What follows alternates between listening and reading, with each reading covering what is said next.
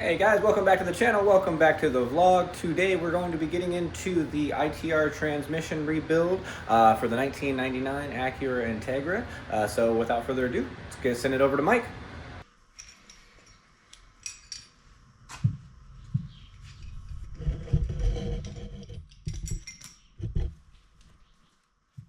Input shaft.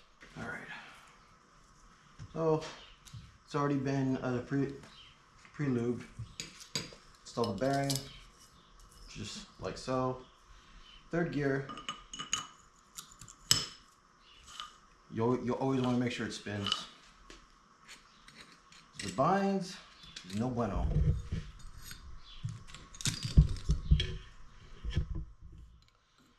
Third gear, carbon synchro. When you install it, make sure it spins.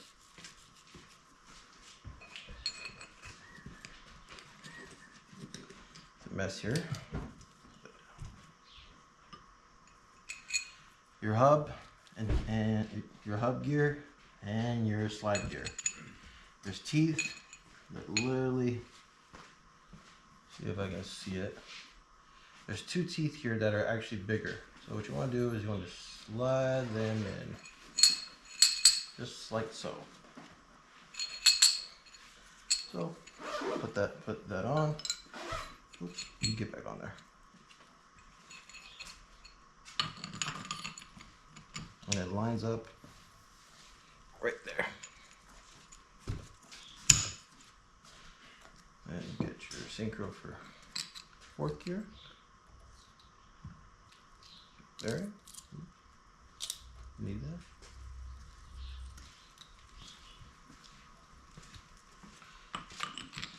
Fourth gear.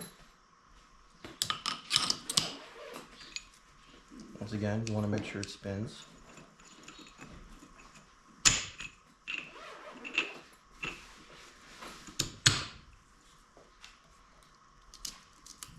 There.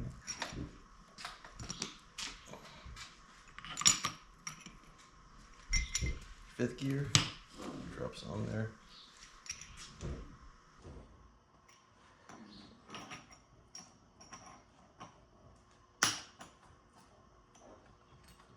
Reverse synchro, just drops on. That. Bearing with brace. Drops on there. Washer.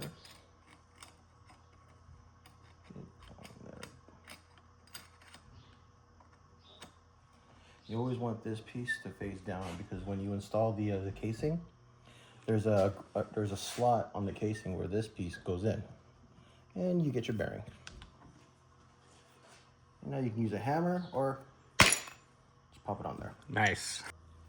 Get this, there you go. Ah, yeah, I saw that kind of piece Popped up. popped. Yeah, it popped. All you do is just push that on there.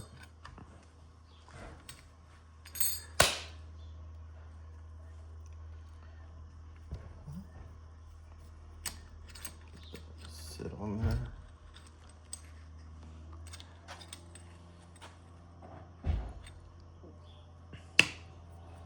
There it is. Nice. This is how you You want to explain the gears from top to bottom here? Well, this one's third gear. Got it. This one's third gear, fourth gear, and fifth gear. And as I said earlier in the video, this is your slide gear. Okay. And that's your hub. The hub sits in the middle of the slide, which allows the slide gear to go up and down. Same thing for fifth and reverse. Now reverse doesn't have a gear, but it technically has a synchro. Okay. And that's what's all the little bronze things between each gear, all the Yes. synchros, correct? Yes, sir. Got it. How reverse works, reverse has a, this is reverse, technically. It's a sprocket. Technically, when you click it into reverse and you hear that the winding sound, it is this gear spinning with your first gear hub. right here. Oh, that's what that noise is when Yeah. you're in reverse. Okay. Technically, there's not an actual gear for reverse, but it's a sprocket. Well, that's a pretty smart piece of engineering. It is. Yeah. I didn't know that. It's a I piece. honestly thought there was a reverse gear. Yeah. So say, see, learn something new every day. So if you have problems with your car shifting in reverse, it's gonna be the teeth right here and the teeth with this hub. Right Oh, the hub, yeah, not first. Gotcha. Okay. Well, slide. My bad, slide gear. But this gear drops down, connects with this. So all that whining sound is just this spinning off of that. So if you're having trouble getting your car into reverse, which every Honda transmission does, the trick is to go from second, then reverse. I mean, if you're a Honda person, you know that. I always do first. Yeah. Right into First, it goes second. right into reverse. It like loosens it up a little bit, pretty much. Yeah, it's funny he's mentioned that because if you try to go straight into reverse, It'll you grind. get that nasty grind. But if you do first or second real quick, loosen it up right into reverse, smooth. Oh yeah. Smooth as butter, baby. And this is your shift selector. So this piece, you know, when you're moving the shifter, it actually connects to your shift linkage, which connects to this shift rod. This shift rod right here has a piece in there. See, right in there. Okay. So that's connected to this right here. Got it. So when you are moving the gears, this piece right here is moving up. Ah. It moves up. Now, when you're shifting gears, this piece will either turn or go this way, go that way. But when this goes up, it's shifting your gears. So you go like first gear, then you go first gear, second gear, third, fourth, and then fifth and reverse. All these high horsepower B series, this is the number one piece that breaks. Makes sense. These break. Yeah. So if you're making over 600 horsepower, chances are this piece is gonna break. Speed Factory makes one. It's very expensive. Honestly, just buy a bunch of these and For real? yeah. That expensive, huh? Yeah, I think last time I checked it out, to buy this piece from Speed Factory is, I had to, if I remember exactly, like $700 or $800. Shoo, man. Yeah, and that's it not looks cheap. exactly like this, but it's made out of a much stronger metal. This is like a cast, I'd say like cast steel. Yeah, but if you're building 1,000 horsepower cars, You're you're gonna be probably not worried about the $800 part right there. You're probably more or less going to just put the part in. But yeah, if you have 500 or 600, you'd probably be okay with that. Yeah. Worst case, just quick replacement part, and you're good to go. And then you have your shifter forks. When you're pre-installing your gears, when you're putting the stacks back into the casing, you always want to inspect the shifter fork. This is the one for third and fourth gear. You always want to inspect the area right here. Make sure there's no damage or cracks, because they like to crack right here. All you guys slam in third gear, they always crack right here. Same thing for a K-series. Actually, it's even worse for a K-series. And you also want to inspect the area right here for any, wear marks or grooves. Because if this right here is damaged, or if it's like worn out, you're gonna have problems shifting in third and fourth gear. That's where you miss shift. This right here, this fork sits right in this slot for your third and fourth, and it literally goes up and down, up and down. Yeah, it's fairly common for shift forks to go bad. Yes. And you got your fifth and reverse. Once again, sits in that slot. And when you're pre-installing this back in the case, which I'm going to show you right now, let me put that aside. Don't you move. Yeah. This is, now, if you don't know what the stacks are called, this is your input shaft, which makes sense because there's an input shaft bearing, input shaft seal.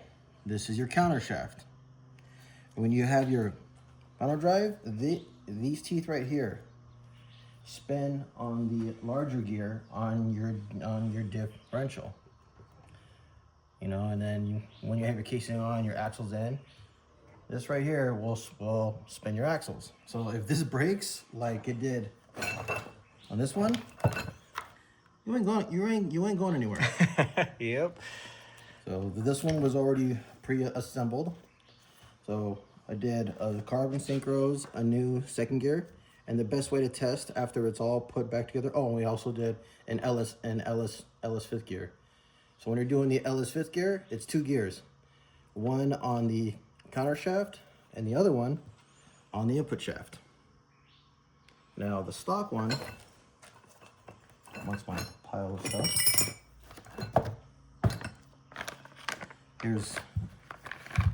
this is the gear that is for the counter shaft.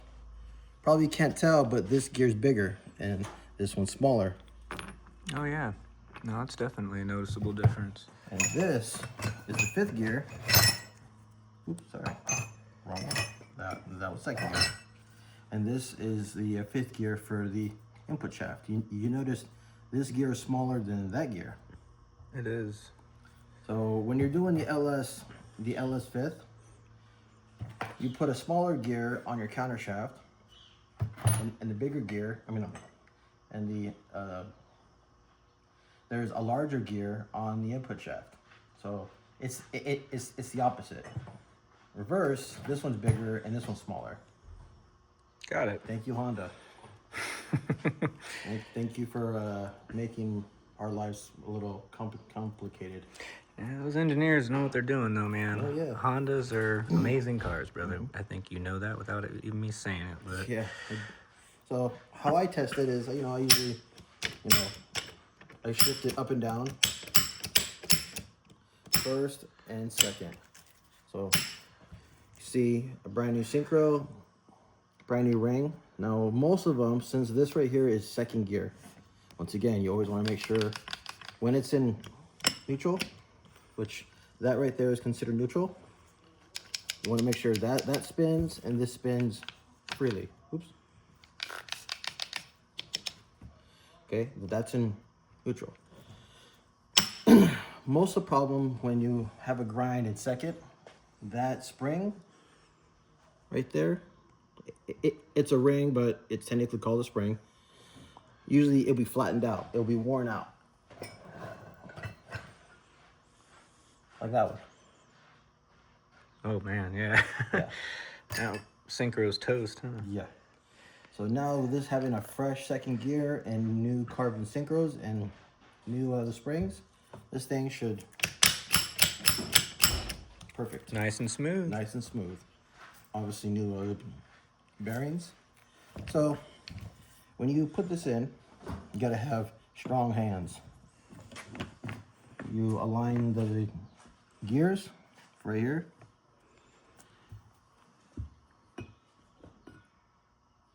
You grab this one's also the shifter fork for 1st and 2nd gear. You check for any wear, any cracks. You Honda guys here like to slam 2nd gear. I know I do. So when you install that, you want to make sure that they are aligned like that. Okay, so when you make sure that the shims are aligned. Forgive me here. My hands aren't that big. You're good, man. Take your time. So what you do is when you grab it, get this hand on here, get this hand right here, squeeze, pick it up.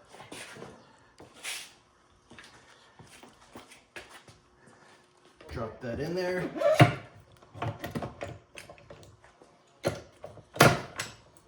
Usually the jiggle and it drops.